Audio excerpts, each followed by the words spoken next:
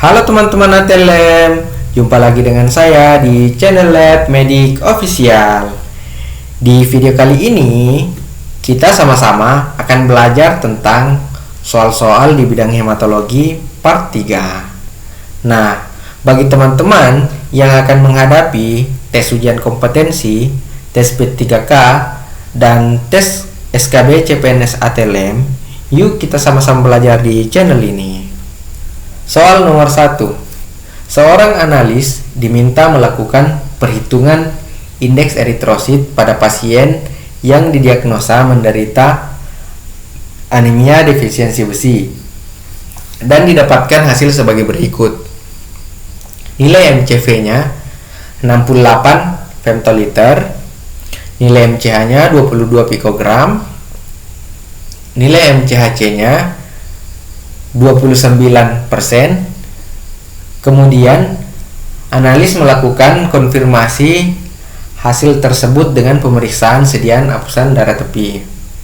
Pada kasus di atas, gambaran khas apa yang terlihat pada sediaan apusan darah? A. Normositik normokrom. B. Makrositik normokrom. C. Mikrositik normokrom. D. Mikrositik hipokrom. E. Mikrositik normokrom.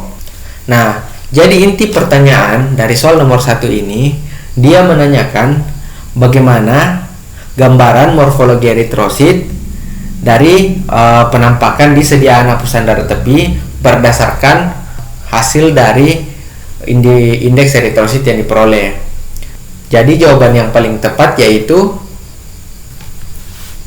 D, yaitu mikrositik hipokrom. Nah, kenapa sampai pada kesimpulan jawaban ini? Itu didasarkan pada, kalau dilihat dari hasil distribusi indeks eritrositnya, ini kecenderungan semua nilainya rendah. Nilai MCV-nya yaitu 68 femtoliter, di mana MCV itu menggambarkan volume eritrosit atau ukuran eritrosit. Ukurannya rendah berarti otomatis dia mikro, kecil ya. Nah, maka di pilihan jawabannya kita fokus pada yang mikrositik. Nah, maka jawaban A dan B itu secara otomatis sudah tereliminasi.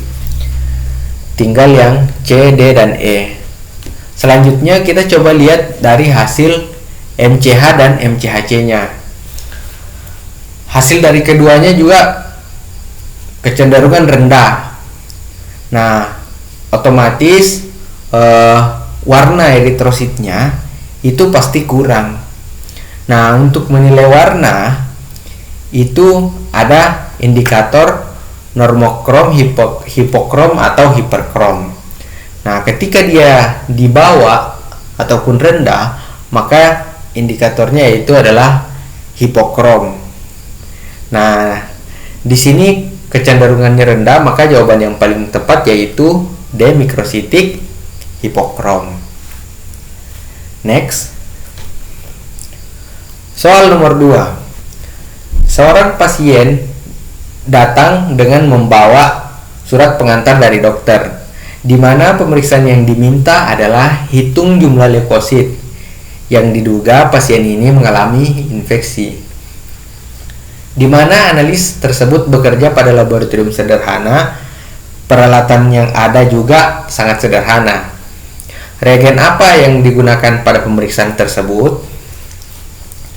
A. Reseker. B. Turk. C. Lugol. D. Hayem. E. Eosin.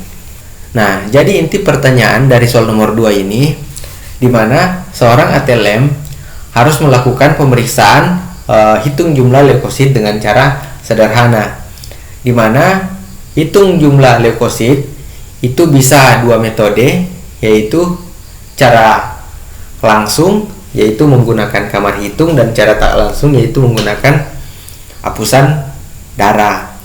Nah, tapi akan tetapi dari distribusi jawabannya itu mengarah ke cara langsung, yaitu menggunakan kamar hitung. Nah, di sini pertanyaannya, regen apa yang digunakan pada pemeriksaan tersebut?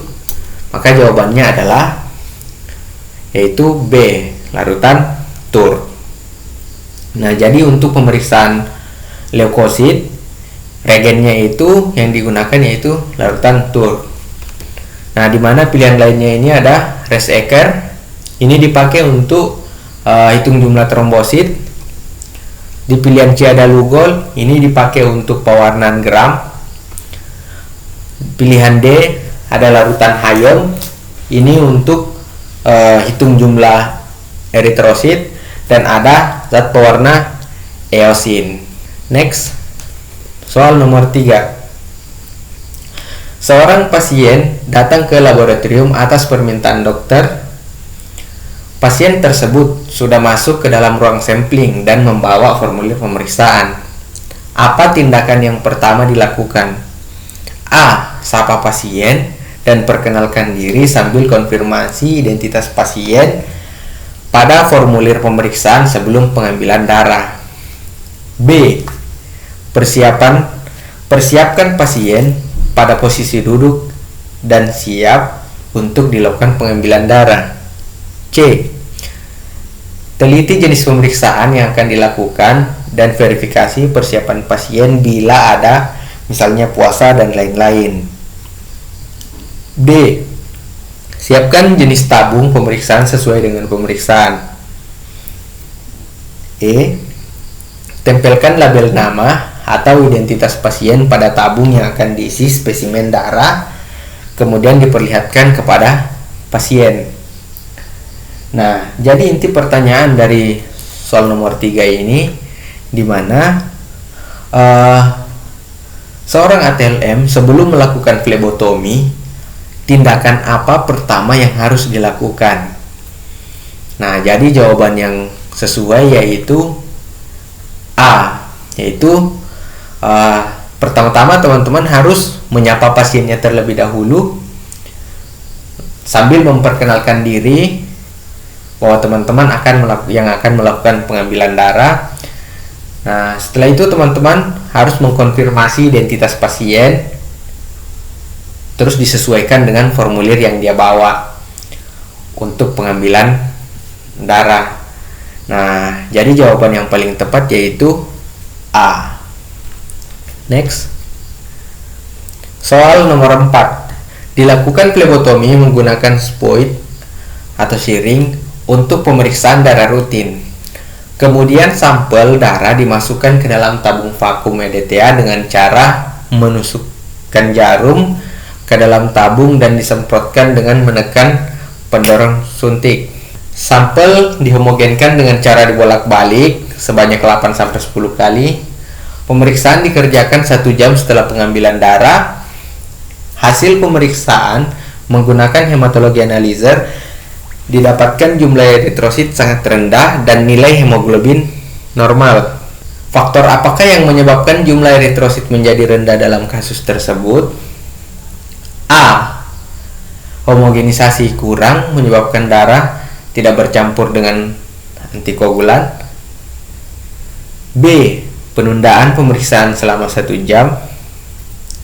C. Kesalahan penggunaan jenis antikoagulan. D. Alat otomatis tidak akurat. E. Sebagian eritrosit lisis.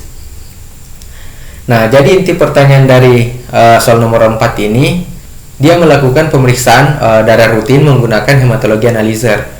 Namun didapatkan hasil eritrositnya rendah tapi hemoglobinnya normal, maka kecenderungan ada masalah. Nah, dia menanyakan faktor apa yang bisa menyebabkan eritrositnya menjadi rendah pada kasus tersebut. Nah, jadi jawaban yang paling tepat adalah E, sebagian eritrosit lisis. Nah, eritrosit lisis ini bisa disebabkan oleh pada saat memasukkan darah, ketika dilihat dari distribusi soalnya, dari keterangannya, ketika memasukkan darah ke dalam tabung EDTA dengan cara menusukkan jarum ke dalam tabung dan semprotkan dengan menekan pendorong suntik. Jadi setelah dia tusuk di tabung, dia tekan. Nah, karena kemungkinan tekanannya besar, maka itu bisa menyebabkan sel eritrosit menjadi pecah atau lisis. Nah, jadi jawaban yang paling tepat yaitu E. Sementara di pilihan lainnya homogenisasi kurang. Nah, kalau dilihat dari ini distribusi pernyataan soalnya, homogenisasinya sudah cukup. Juga waktu pengerjaannya pun masih sesuai, karena untuk pemeriksaan hematologi penundaannya itu maksimal 2 jam. Kesalahan penggunaan jenis antikoagulan C. Nah, ini juga tidak, karena antikoagulannya sudah sesuai. Untuk pemeriksaan darah rutin itu menggunakan EDTA. Alat otomatis tidak akurat. Nah, ini juga pilihannya tidak sesuai, karena harusnya sebelum analis melakukan pemeriksaan di alat otomatis dia melakukan kontrol alat terlebih dahulu. Maka jawaban yang paling tepat yaitu adalah E, sebagian eritrosit lisis. Next, soal nomor 5. Peningkatan sel darah merah yang masih mengandung RNA mengindikasikan bahwa produksi eritrosit dipercepat, sedangkan penurunan sel darah merah yang masih mengandung RNA mengindikasi produksi eritrosit oleh sumsum tulang berkurang. Atas permintaan dokter, dilakukan pemeriksaan untuk menghitung sel yang masih mengandung RNA tersebut. Cat apakah yang digunakan untuk menghitung sel tersebut? A. Reseker, B. BCB, C. Gemsa, D. Hayem, E. Tur.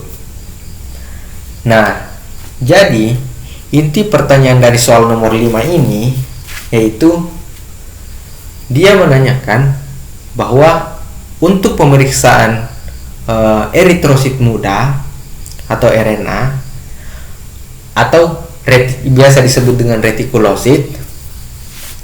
Nah, cat apa yang digunakan untuk menghitung sel tersebut? Nah, jadi jawaban yang tepat yaitu B, yaitu larutan atau cat BCB. Nah, jadi untuk menghitung jumlah retikulosit atau eritrosit muda, maka cat yang dipakai yaitu larutan BCB atau Brown-Cresol Green. Nah, sedangkan pilihan lainnya yaitu Reseker, ini dipakai untuk pemeriksaan hitung jumlah trombosit. Gemsa ini dipakai untuk cat seperti hapusan darah tepi maupun untuk pemeriksaan malaria. Sedangkan Hayem dipakai untuk hitung jumlah eritrosit dan Tur dipakai untuk hitung jumlah leukosit. Next, soal nomor 6.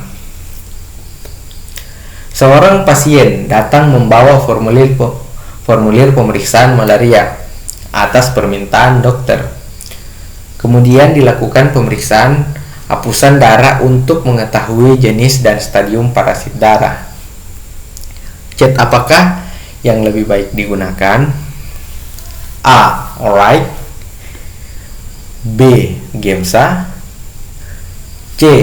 Eosin, D. BCB, E. Hayem. Nah, jadi inti pertanyaan dari soal nomor 6 ini, seorang ATLM diharuskan untuk melakukan pemeriksaan malaria untuk melihat jenis stadiumnya. Otomatis dia harus melakukan pemeriksaan hapusan darah, baik itu hapusan darah tipis maupun hapusan darah tebal. Pertanyaannya, cat apa yang harus digunakan? Nah, jadi jawaban yang paling sesuai adalah B, yaitu Gemsa. Jadi untuk pemeriksaan parasit malaria, teman-teman, dalam pewarnaan baik hapusan tipis maupun tebal itu diwarnainya menggunakan Gemsa dengan perbandingan yaitu 1:9. Next. Soal nomor 7. Seorang pasien datang ke ruangan sampling dengan membawa form pemeriksaan laboratorium dari dokter. Dalam form pemeriksaan tersebut, permintaan pemeriksaan darah lengkap, kimia darah, kultur darah, dan pemeriksaan hemostasis. Manakah urutan pengambilan darah yang benar dalam kasus tersebut? A. Kultur darah, hemostasis, kimia darah, darah lengkap. B. Hemostasis, kultur darah, kimia darah, darah lengkap. C. Kultur darah, hemostasis, darah lengkap, kimia darah. D. Darah lengkap, kultur darah, hemostasis, kimia darah. E. Kimia darah, kultur darah, hemostasis, dan darah lengkap. Nah, jadi inti pertanyaan dari soal nomor 7 ini yaitu dia menanyakan manakah urutan tabung yang sesuai berdasarkan jenis pemeriksaan yang diminta. Nah, jadi jawaban yang sesuai yaitu A, yaitu kultur darah, hemostasis, kimia darah, dan darah lengkap. Nah, hal itu didasarkan pada aturan flebotomi, aturan pengambilan darah berdasarkan urutan-urutan tabung. Jadi ketika ada pemeriksaan kultur, maka dia yang harus didahulukan atau disimpan pertama. Nah, setelah itu baru hemostasis, setelah itu baru kimia darah, dan baru darah lengkap. Next. Soal nomor 8. Hasil indeks eritrosit darah pasien menunjukkan nilai MCV-nya itu 60 femtoliter, nilai MCH-nya 30 pikogram, dan MCHC 33%. Kemudian dilakukan pemeriksaan hapusan darah tepi untuk memastikan hasil tersebut. Gambaran apakah yang terlihat dalam hapusan darah berdasarkan kasus tersebut? A. Mikrositik normokrom. B. Mikrositik hipokrom. C. Makrositik hipokrom. D. Normositik normokrom. E. Normositik hiperkrom.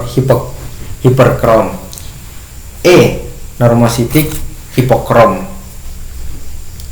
Nah, jadi inti pertanyaan dari soal nomor 8 ini, berdasarkan hasil pemeriksaan indeks eritrosit, seorang ATLM perlu melakukan pemeriksaan hapusan darah tepi untuk memastikan kembali hasilnya. Nah, pertanyaannya bagaimana gambaran morfologi eritrositnya berdasarkan hasil indeks eritrosit yang terlihat. Nah, jadi jawaban yang sesuai adalah mikrositik normokrom, yaitu A. Nah, kenapa kita sampai pada kesimpulan jawaban ini? Kita coba lihat dari hasil distribusi indeks eritrositnya. Nah, ini nilai MCV-nya di bawah nilai normal, atau kecenderungannya morfologi eritrositnya bentuknya itu kecil.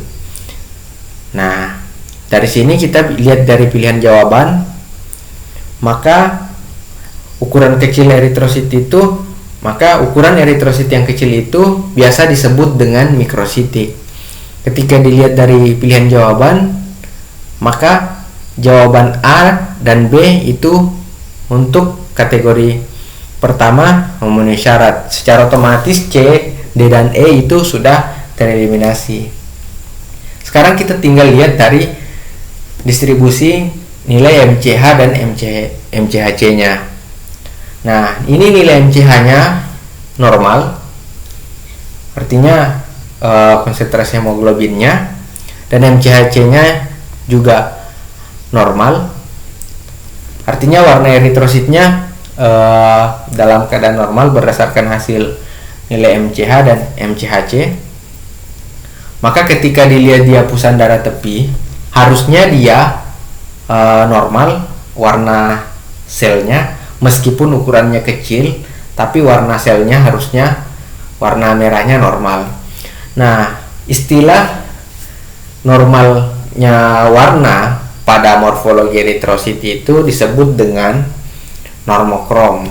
Maka jawaban yang paling tepat itu adalah A, yaitu mikrositik normokrom, atau ukuran eritrositnya kecil tapi warnanya normal.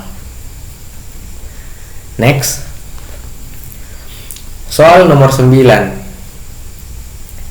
Dilakukan pemeriksaan darah pada pasien usia 29 tahun dengan diagnosa sementara anemia. Jenis pemeriksaan apa yang digunakan untuk diagnosis tersebut? A. HbA1c, B. Kadar hemoglobin, C. Jenis leukosit, D. Jumlah trombosit, E. Jumlah leukosit. Nah, jadi inti pertanyaan dari soal nomor 9 ini, parameter pemeriksaan apa yang harus dilakukan untuk mendiagnosis atau memastikan penyakit anemia. Nah, jadi jawaban yang paling tepat yaitu adalah pemeriksaan kadar hemoglobin. Karena indikator yang bisa menentukan seorang anemia ataupun tidak itu dilihat dari hasil pemeriksaan kadar hemoglobin. Next, soal nomor 10. Seorang pasien datang membawa formulir permintaan pemeriksaan ke laboratorium dari dokter. Berdasarkan formulir tersebut akan dilakukan pemeriksaan APTT dan PTT. Antikoagulan apakah yang tepat untuk pemeriksaan tersebut? A. EDTA, B. Natrium sitrat, C. Heparin, D. Oksalat, E. K2 EDTA. Nah, jadi inti pertanyaan dari soal nomor 10 ini, untuk pemeriksaan koagulasi, antikoagulan apa yang harus digunakan? Nah, jadi jawaban yang paling tepat itu adalah natrium sitrat. Jadi khusus untuk pemeriksaan koagulasi, antikoagulan yang harus digunakan yaitu natrium sitrat. Lanjut di part 4. Nah, sekian video kali ini. Semoga bermanfaat bagi teman-teman yang mau request video apa yang harus dibuat untuk di video selanjutnya. Silahkan komen di kolom komentar ya. Jangan lupa klik like, share, dan subscribe ya teman-teman. Makasih.